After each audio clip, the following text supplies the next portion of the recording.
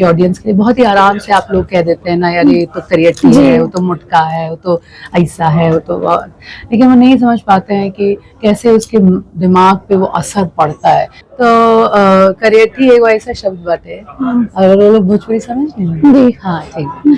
तो करियठी एक ऐसा शब्द बाटे, करिया से निकलेला, करिया लड़की को करियठी बोलेला, और करियठा लड़का के, राइट। सो करियठी पूरा फिल्म बिहार में शूट भइल बा, और वो लोग देखी बहुत नीमन लागी। बिल्कुल कभी भी क्रिटिसाइज नहीं कर सकते, और इसीलिए हम जैसे कि हम ऐसी चीजों को चूज करते हैं और काम करते हैं, जैसे हम एग्रीफीडर के साथ जुड़े हैं, तो एग्जीक्यूट कर ले पॉलिसी को, तो बड़े बड़े मेकर्स आएंगे काम करने के लिए, और हम बहुत सारे मेकर्स से खुद ही बात करते रहे, और हम खुद ही 10-15 बॉलीवुड के बड़े फिल्म मेकर्स को यहाँ लाके, अगर क्योंकि आज के टाइम में अगर आप एक रेस्टोरेंट भी जाते हैं तो रिव्यूज चाहिए होता है, तभी दूसरे लोग जाते हैं, राइट। सो एग्रीफीडर एक स्टार्टअप कंपनी है, लेकिन उन्होंने 4-5 सालों में बहुत अमेजिंग प्रोडक्ट्स को लॉन्च किया है। किसानों की स्थिति बिल्कुल अलग है, बिल्कुल डिफरेंट है। किसानों को कोई रिकॉग्नाइज नहीं करता है, उनकी कोई तारीफ नहीं करता है, जबकि वो कड़ी धूप में हमारे लिए अन्न उगाते हैं। मेरे फादर इन लोग खुद एक किसान हैं। कुछ करना, बिहार में पलायन को रोकना, रोजगार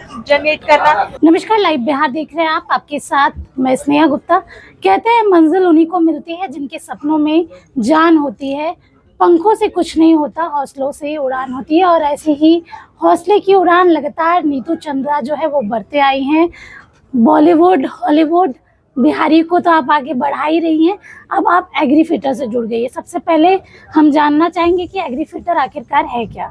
सो एग्रीफीडर एक स्टार्टअप कंपनी है, लेकिन उन्होंने 4-5 सालों में बहुत अमेजिंग प्रोडक्ट्स को लॉन्च किया है। प्रिया पांडे हैं जो इसकी फाउंडर हैं, और अपने दोनों पार्टनर्स के साथ, रौनक और रमन जी के साथ। ये किसान फैमिली से आती हैं, और आई थिंक कि बहुत ज़रूरी होती है कि किसान को कैसे एक नेटवर्क मिले, एक पोजीशन मिले, वेल एजुकेटेड सब लोग पूरी दुनिया में पढ़ाई लिखाई करके यहाँ के किसानों के थ्रू बहुत सारे प्रोडक्ट्स को इकट्ठा करके, और पूरी अभी तो पैन इंडिया चल रहा है, और मेरे आने से हम कोशिश कर रहे हैं कि हम लोग ग्लोबल इसे एक्सपोर्ट करेंगे।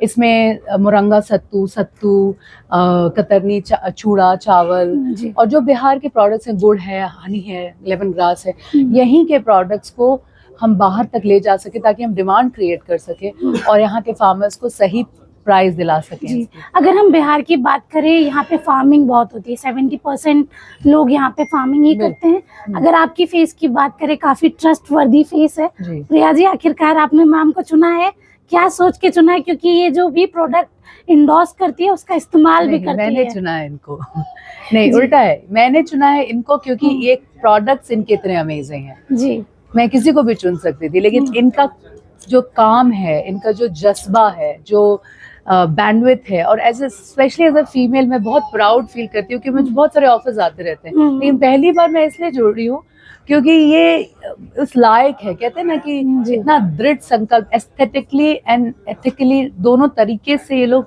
इनकी टीम बहुत स्ट्रांग है, तो मैंने इनको चुना है। अब ये क्यों चुने मुझे ये बताइए। नीतू जी के साथ काम करने का और इनके साथ जुड़ने का एक ही हमारा ये था कि हमारा जो थॉट प्रोसेस है वो मैच होता है। जी, हमने भी हम लोग बिलोंग बिहार को करते हैं, मैं आरा की रहने वाली हूँ, बिलोंग बिहार को करते हैं, पढ़ाई लिखाई बाहर से हुई, बट स्टार्टिंग से ही ये था कि बिहार के लिए बिहार में आके कुछ करना है। मैं एक डिफेंस फैमिली को बिलोंग करती हूँ। मेरे परिवार में मेरे दादाजी, मेरे पापा सब डिफेंस में हैं। तो हमारे यहाँ नारा तो है जय जवान जय किसान। तो कहीं ना कहीं जवानों को वो रिस्पेक्ट मिलता है, जवानों को वो रुतबा समाज से मिलता है जो वो डिजर्व करते हैं। बट किसानों के साथ ऐसा नहीं है। किसानों की स्थिति बिल्कुल अलग है, बिल्कुल डिफरेंट है। किसानों को कोई रिकॉग्नाइज नहीं करता है, उनकी कोई तारीफ नहीं करता है, जबकि वो कड़ी धूप में हमारे लिए अन्न उगाते हैं, जिसके बिना सर्वाइवल नामुमकिन है। मुश्किल नहीं, नामुमकिन है, सर्वाइव नहीं कर सकता है आदमी। तो हमारा था शुरू से ही कि हमें किसानों के लिए कुछ करना है। चूंकि मेरे हस्बैंड और मेरे ब्रदर इन लॉ रमन और रौनक दोनों किसान फैमिली को बिलोंग करते हैं। मेरे फादर इन लॉ खुद एक किसान हैं।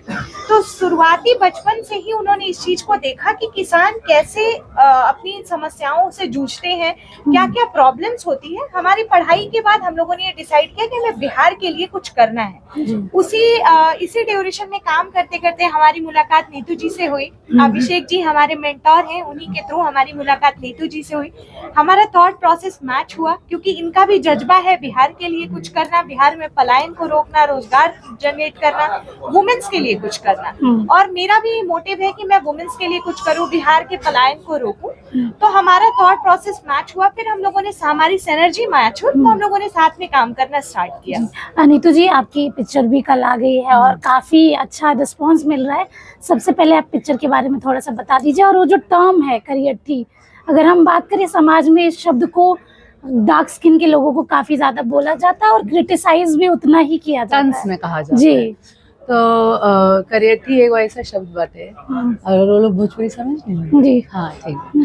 तो करियठी एक ऐसा शब्द बाटे, करिया से निकलेला, करिया लड़की को करियठी बोलेला और करियठा लड़का के, राइट। सो करियठी पूरा फिल्म बिहार में शूट भइल बा और वो लोग देखी बहुत नीमन लागी, काहे कि सारा कास्ट एंड क्रू बिहार के बड़न सन और एनएसडी के टॉपर भी हमारे मेन लीड एक्ट्रेस अनुप्रिया, बहुत नीमन एक्ट्रेस भी है वो लोग के बुझाई कि काहे करियठी फिल्म बनल जरूरी बा, क्योंकि बहुत ही आपके ऑडियंस के लिए बहुत ही आराम से आप लोग कह देते हैं ना, यार ये तो करियठी है, वो तो मुटका है, वो तो ऐसा है, वो तो लेकिन वो नहीं समझ पाते हैं कि कैसे उसके दिमाग पे वो असर पड़ता है।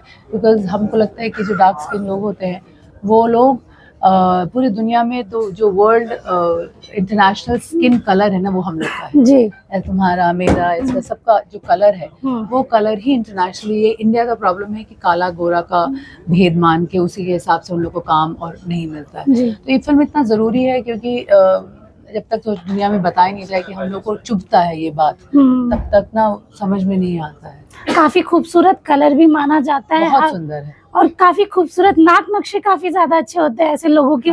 लेकिन फिर भी तंज की तरह कसा जाता है। कितना जरूरी है लोगों में ये जागरूकता पैदा करना कि किसी की वेट, किसी का कलर या फिर किसी की कुछ भी चीजें आप क्रिटिसाइज नहीं कर सकते।